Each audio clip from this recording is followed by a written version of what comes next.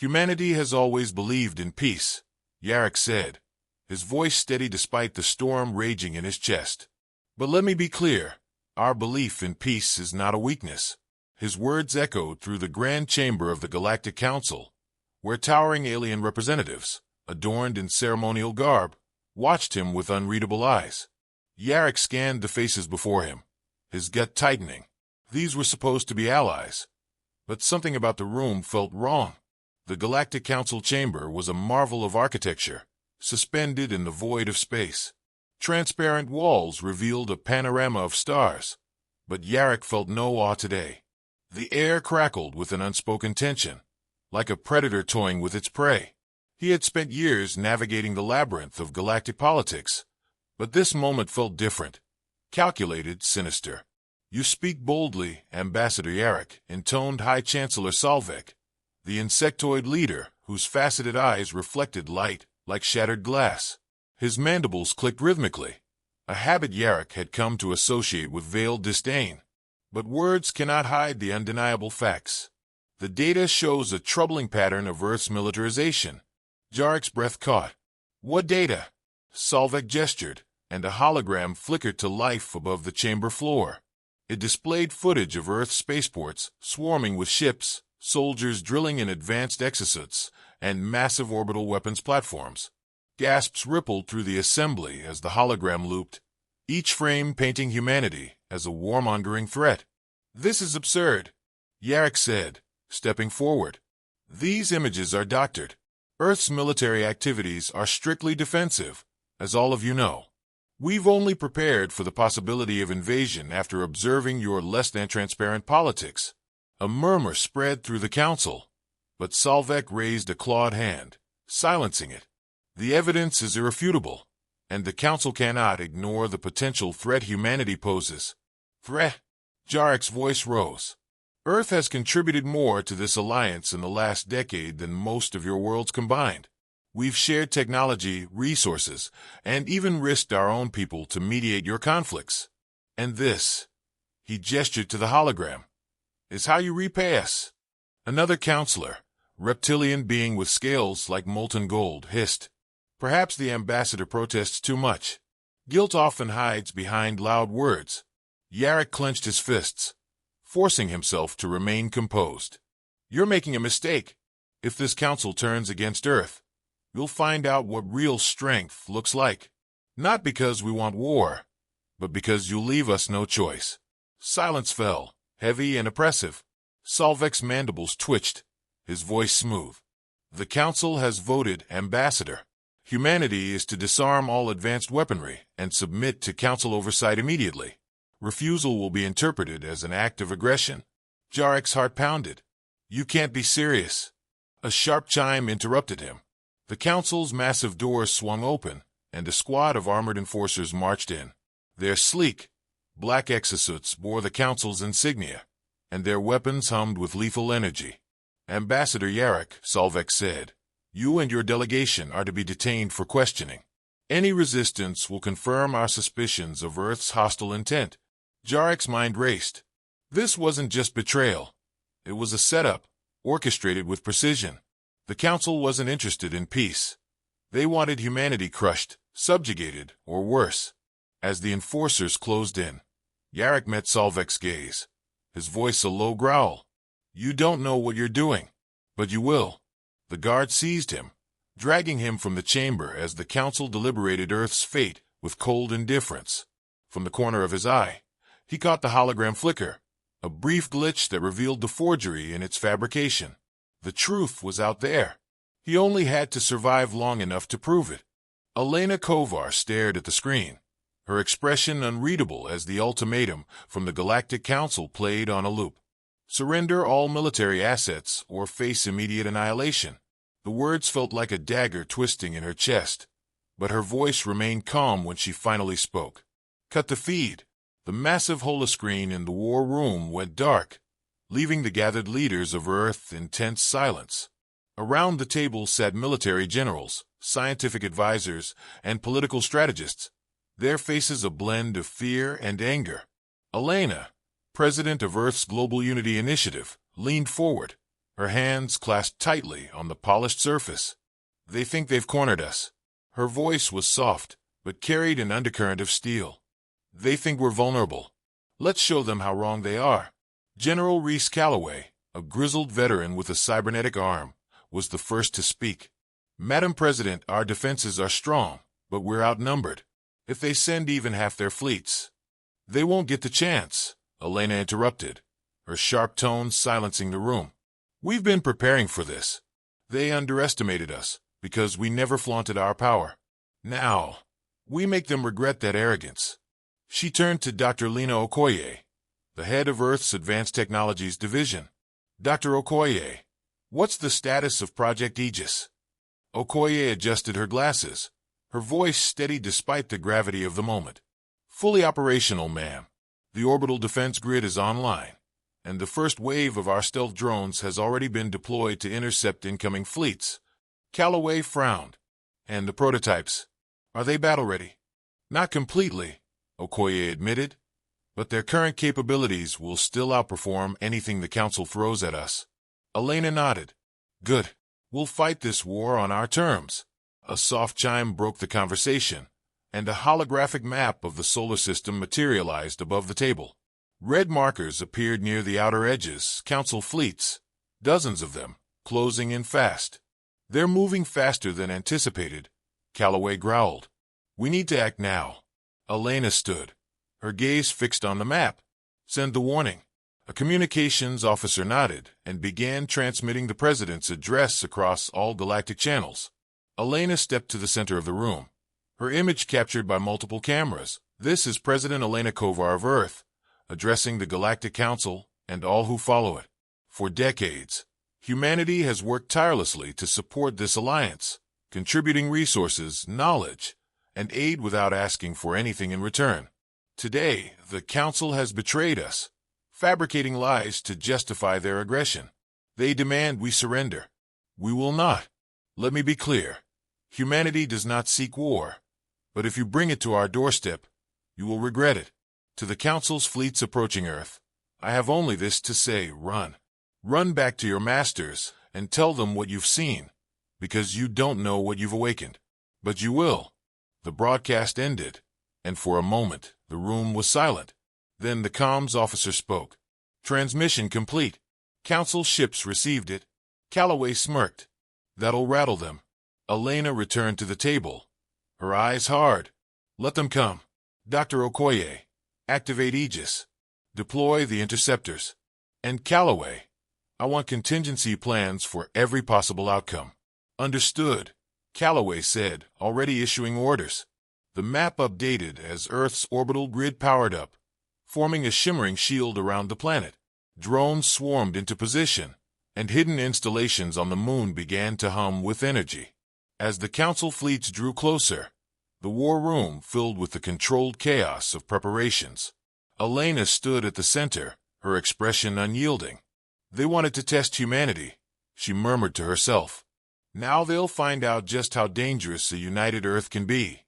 In the cold void of space, the Council's armada loomed larger by the second. But humanity was ready. The fight for survival and revenge had begun. The black void of space erupted into chaos as the first wave of Council ships entered Earth's defensive perimeter. What they expected was a planet cowering behind primitive shields. What they found was hell. The Aegis defense grid came to life. Thousands of automated platforms locking onto the approaching fleet. Blue energy pulses streaked across the darkness, striking targets with surgical precision. Explosions blossomed like distant supernovas, tearing through the vanguard. General Reese Calloway stood on the command deck of Erebus, Earth's flagship, his cybernetic arm gripping the edge of the tactical table. Status report, he barked. Council ships are sustaining heavy losses, replied Lieutenant Vera Lynn, her fingers flying across the console. They've lost 23% of their fleet, but reinforcements are closing in. Estimated arrival, 9 minutes. Calloway's jaw tightened. Then we've got 9 minutes to send them a message they'll never forget. The war unfolds. Earth's forces fought with a precision born of desperation and meticulous preparation. Waves of stealth drones, invisible to conventional sensors, weaved between enemy ships, planting electromagnetic mines that detonated with devastating force. In the heart of the chaos, Commander Asha Vance piloted her strike cruiser, Vanguard, its sleek, black hull absorbing radar and light. Her voice cut through the comms. "Squadron, form up on me. We're breaching their flagship." Her team acknowledged, a mix of hardened veterans and skilled rookies who had trained for this moment. The Vanguard darted through the melee, dodging laser fire and debris. Ahead loomed the Council's lead battleship, Sovereign, a massive vessel bristling with weaponry. "Shield analysis," Vance demanded. Her tactical officer replied, "Weak points detected along the aft section, near their engine core. Recommend precision strikes to destabilize." Vance grinned. "Let's introduce ourselves." The Vanguard accelerated, its forward cannons unleashing concentrated beams of plasma. The strikes hit their mark, punching through the Sovereign's shields and gouging holes in its armor. Fires erupted along the battleship's surface as escape pods jettisoned. Back on Earth, President Elena Kovar monitored the battle from the war room. The holographic display showed Earth's forces holding their own, but the red markers indicating enemy reinforcements grew steadily closer. Dr. Lena Okoye's voice was calm but urgent. "Madam President, the second wave will include ships equipped with disruptor technology.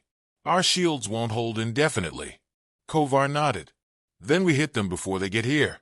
General Calloway launched the Titan missiles. Calloway's cybernetic fingers danced across the control panel, launching Titans in 5-4-3.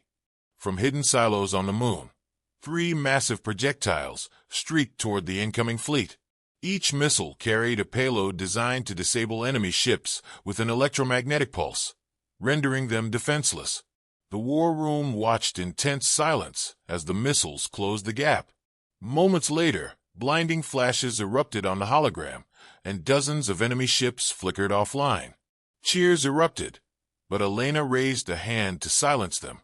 "This isn't over," she said, her gaze hard. "Not until they're running." Aboard the Sovereign, chaos reigned. Fires raged, alarms blared, and crew members scrambled to contain the damage. Council Admiral Zerath, a towering reptilian figure, slammed his fist into a control panel. "How is this possible?" he snarled. "Earth was supposed to be weak." An officer cowered before him. "Their technology is more advanced than we anticipated, Admiral. And their tactics. I don't want excuses. Launch the Berserkers." Deep within the Sovereign, bays opened to release dozens of Berserker drones, heavily armed, self-piloting war machines designed for maximum destruction. The drones swarmed toward Earth's forces, their weapons blazing. On board the Vanguard, Commander Vance's tactical officer called out, "Berserkers inbound. They're targeting our fleet." Vance's jaw set. "All ships focus fire on those drones. We can't let them break through." The sky turned into a storm of light and destruction as Earth's forces engaged the Berserkers. One by one, the drones fell, but not without inflicting heavy damage. The Vanguard itself sustained several hits, its hull groaning under the strain. "Status," Vance demanded. "We've lost lateral thrusters, but we're still operational," her engineer replied. Vance gritted her teeth. "Then let's finish this. Target the Sovereign's command deck and fire everything we've got." The Vanguard unleashed its full arsenal, piercing the Sovereign's defenses. The Council flagship erupted in a massive fireball, taking several nearby ships with IT that as the wreckage of the Sovereign drifted in the void. The remaining Council ships began to retreat. But in the war room, an alert flashed red. Dr. Okoye's face paled. "Madam President, we're detecting a massive energy signature near Jupiter. It's not one of ours." Elena's eyes narrowed. "What is it?" Okoye hesitated, then whispered, "Something ancient. And it's waking up." The room fell silent as the realization dawned. This was only the beginning. The aftermath of the battle hung heavy over Earth's war room. The once triumphant atmosphere had turned somber, the red alert flashing ominously across the holographic map. Elena Kovar stared at the pulsating energy signature near Jupiter, her mind racing. Whatever this was, it dwarfed the Council fleet they had just defeated. Dr. Okoye broke the silence, her voice strained. "We're analyzing the readings now. This energy signature, It's not just massive, it's unnatural. It doesn't match any known technology or life form. General Calloway leaned forward, his cybernetic arm clicking softly against the edge of the table. Are we looking at another council weapon? Maybe something they didn't deploy in time. No, Okoye said, shaking her head. The council doesn't have this kind of capability. This is something else entirely. Elena straightened, her gaze hardening. I need answers, and I need them fast. Dr. Okoye, prioritize all resources to analyze that signal. General, I want reconnaissance assets near Jupiter immediately. If this thing poses a threat, we need to know how to deal with it. Understood, Calloway replied, already issuing orders to his officers. As the war room buzzed with activity, Elena felt the weight of the moment pressing down on her. Earth had just faced down the most powerful alliance in the galaxy and emerged victorious. But this, whatever was stirring in the outer reaches of the solar system, felt different. It wasn't the calculated malice of the Council. It was something older, something primal. Hours later, the first reconnaissance drone reached Jupiter's orbit. The live feed displayed on the war room's central holoscreen sent a chill through the room. A massive structure, dark and foreboding, hovered near the gas giant. Its design defied logic, a blend of organic and mechanical elements that pulsed with an eerie, rhythmic light. Surrounding it were smaller constructs, their jagged forms radiating a menacing energy. What the hell is that? Calloway muttered. It's not a ship, Okoye said, her voice trembling. It's the hive, and it's waking up. Elena clenched her fists, her mind racing. Can we determine its origin? Okoye hesitated before replying. The patterns in its design suggest extreme age. Thousands, maybe millions of years. It predates the Galactic Council, possibly even the rise of most known civilizations. Calloway's eyes narrowed. If it's that old, why is it waking up now? Elena met his gaze, her voice grim. Because the Council woke it. Their experiments, their greed, they triggered this.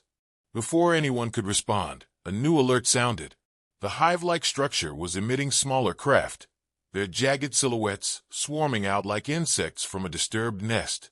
The feed showed them moving with unnerving precision, forming an expanding perimeter around the structure. They're probing, Okoye said, testing the boundaries of the system. Elena's jaw tightened. They won't find us unprepared.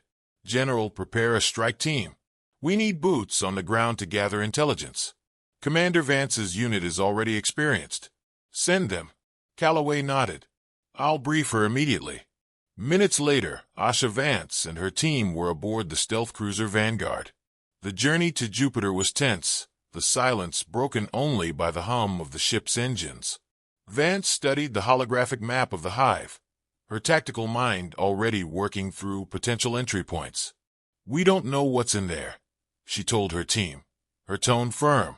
But we're humanity's eyes and ears right now. Our job is to gather intel and get out. No heroics, understood. The team nodded, their expressions resolute. As the Vanguard approached the hive, its stealth systems activated, cloaking the ship in invisibility. The hive loomed larger with each passing moment, its surface a shifting maze of glowing veins and pulsating structures. The smaller craft swarmed around it like a living shield, but the Vanguard slipped through undetected. Inside the hive, the team moved with precision, their suits designed for silent infiltration. The interior was a nightmare of alien architecture, walls that seemed to breathe and corridors that twisted unnaturally. The air was thick with an oppressive energy that set every nerve on edge. Vance's voice was a whisper over the comms. Stay sharp. This place feels alive. Deeper inside, they discovered what they had feared, a central chamber housing an enormous, pulsating core. Tendrils of light extended from it, connecting to the hive's walls like a web. Floating above the core was an alien figure, its form shifting between solid and ethereal, its gaze turning toward them. Before anyone could react, the figure spoke, not in words, but in a wave of emotion that crashed over them like a tsunami. Rage, hunger, and a single chilling message. You have awakened a forgotten. Vance barely had time to order the retreat before the hive itself seemed to come alive, its walls shifting to trap them. As they fought their way back to the Vanguard, Vance transmitted the data they had collected back to Earth. The mission had revealed the truth, but it also came with a grim certainty. The Forgotten had returned, and Earth was now in its path. The swirling mass of energy near Jupiter expanded, its glow growing brighter and more erratic as the ancient structure it emanated from came fully into view. The object was a monolithic ring, kilometers in diameter, humming with power that defied human comprehension. Elena Kovar stood in the war room, her gaze fixed on the holographic display. Around her, the tension was palpable. "Analysis," she demanded, her voice cutting through the murmurs of her advisors. Dr. Lena Okoye hesitated before responding. "It appears to be a hyperspatial construct, possibly predating known civilizations. The energy signature matches no known technology. It's alive in a sense." Elena frowned. "Alive? It's not just a machine. It's reacting to the Council's disruptions. Their experiments must have triggered this." General Calloway's cybernetic fingers tapped against the table. "And now it's waking up. Fantastic. What are its capabilities?" Okoye's expression darkened. "The energy it's radiating could destabilize entire planetary systems. If it goes critical..." Elena raised a hand to stop her. "What do we know about its intentions?" Okoye sighed. "Unknown. But the Council's fleets have already moved into defensive formation around it. They must realize what they've done." Calloway snorted. "Realize it or not, they'll try to control it. And if they fail, we're all dead." The hologram shifted, showing Council ships positioning themselves near the ring. Despite their betrayal, the sheer scale of the potential catastrophe left no room for petty grudges. Elena turned to her team. "We can't let them escalate this. General, prepare a task force. Commander Vance is to lead the mission. We need to stop that thing from going critical." Calloway nodded, already issuing orders. "I'll put together a strike team. Fast, stealthy, and with enough firepower to crack a planet if necessary." Elena's gaze remained on the display. "This isn't just about us. If we fail, billions could die. Council worlds included. Make sure Vance understands the stakes." The Vanguard was already en route to Jupiter when the orders reached Commander Asha Vance. Her crew was battered from the battle with the Council, but their resolve was unshaken. The sight of the massive ring on their tactical displays silenced the usual banter on the bridge. "Status?" Vance asked, her voice calm but firm. Her tactical officer replied, "We're picking up heavy Council activity around the ring. They've deployed defensive drones, but they're not targeting the structure itself. It looks like they're scanning it." Vance frowned. "Scanning or trying to control it? Hard to say. But whatever they're doing, it's not working. The energy output is increasing." Vance's jaw tightened. "Then we're out of time. Bring us into a low approach. Tactical.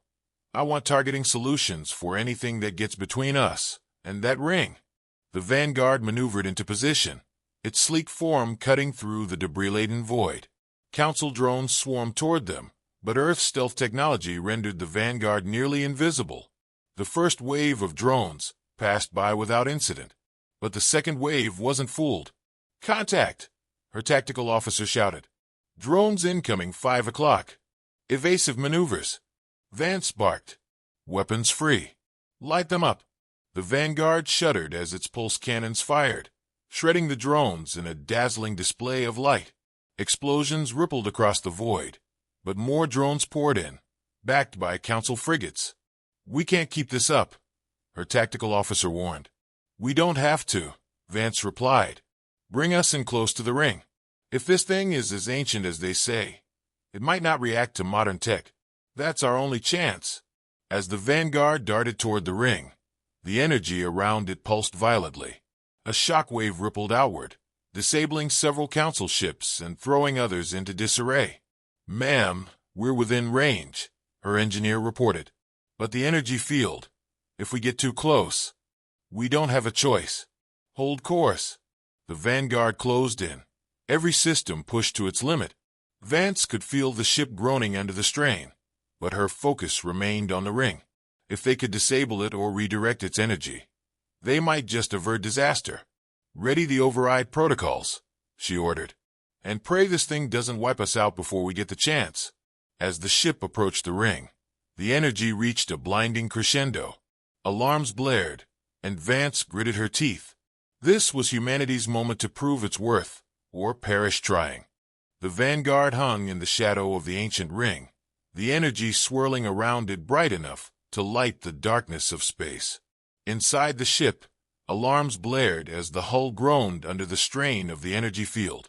Commander Asha Vance stood firm on the bridge, her voice steady despite the chaos around her. "Status on the override protocols," she demanded. Her engineer, hands flying over the controls, replied, "We've got partial access to the ring systems, but the interface is alien. It's like trying to read a language that changes as you look at it." Vance clenched her fists. "Keep at it. Tactical. Hold off those drones for as long as you can. This thing is already destabilizing. If we can't shut it down, everyone dies." The tactical officer nodded, sending rapid-fire commands to the weapon systems. Outside, Earth stealth drones wove between the Council's forces, drawing fire away from the Vanguard. The battle was chaos, with ships from both sides struggling to stay intact as the ring's energy pulses grew more erratic. "Commander," the engineer called out, "I think I found something. There's a fail-safe mechanism, a way to disperse the energy harmlessly. But it requires direct input at the ring's core." Vance stared at the engineer. "You're saying someone has to go out there?" "Yes, ma'am. And the window is closing fast.